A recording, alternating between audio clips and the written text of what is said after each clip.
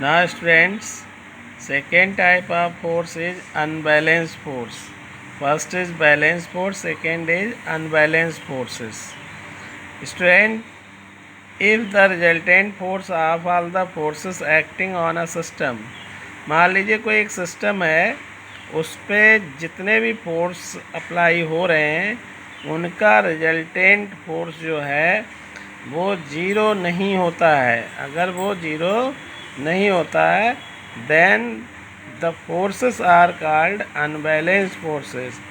तब उस पर लगने वाले सभी फोर्सेस को अनबैलेंस्ड फोर्सेस कहा जाता है। तो स्टूडेंट, अगर ज़ीरो होता है तो बैलेंस, अगर ज़ीरो नहीं होता तो अनबैलेंस्ड फोर्सेस कहलाते हैं। अगर फोर्सेस अनबैलेंस्ड हैं तो वो बॉडी मोशन में रहेगी, और मोशन में रहेगी तो समझिए उसमें चेंजेस भी वेलोसिटी में आएंगे, तो समझिए वो उसके अंदर एक्सेलरेशन प्रोड्यूस होगा। अब जब एक्सेलरेशन होगा तो ये एक्सेलरेशन दो फैक्टर पे डिपेंड करेगा। एक तो उस पर जो नेट फोर्स के डायरेक्टली प्रोपोर्शनल होगा, और जो मास ऑब्जेक्ट जो मोशन में है उसके इन्वर्सली प्रोपोर्शनल होगा। जैसे F equals to M A होता है तो A equals to F upon M, तो A का फोर्स के साथ रिलेशन जो है डायरेक्टली है प्रोपोर्शनल, और एक्सेलरेशन का जो रिलेशन मास ऑफ ऑब्जेक्ट से है वो इन्वर्सली है, इन्वर्सली प्रोपोर्शनल।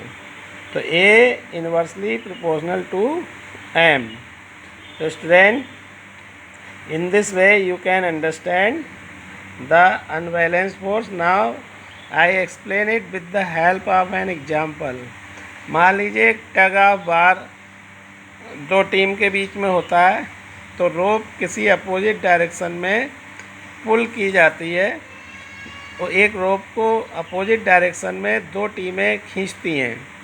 अगर रोप सपोज़ कीजिए किसी एक डायरेक्शन में मूव करता है, तब जो उस पर फोर्स अप्लाई हुए हैं टीम के द्वारा वो अनबैलेंस्ड फोर्स कहलाएंगे।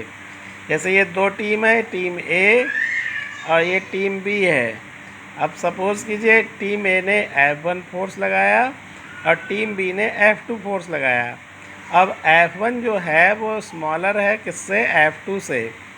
F1 के द्वारा जो टीम ए के द्वारा जो फोर्स लगा वो कम है किससे? टीम बी से। जो फोर्स लग रहा है F2 उससे कम है, तो F2 ग्रेटर हुआ F1 से, तो रिजल्टेंट जो फोर्स आएगा दोनों का डिफरेंस वो ज़ीरो नहीं होगा, वो पॉजिटिव होगा।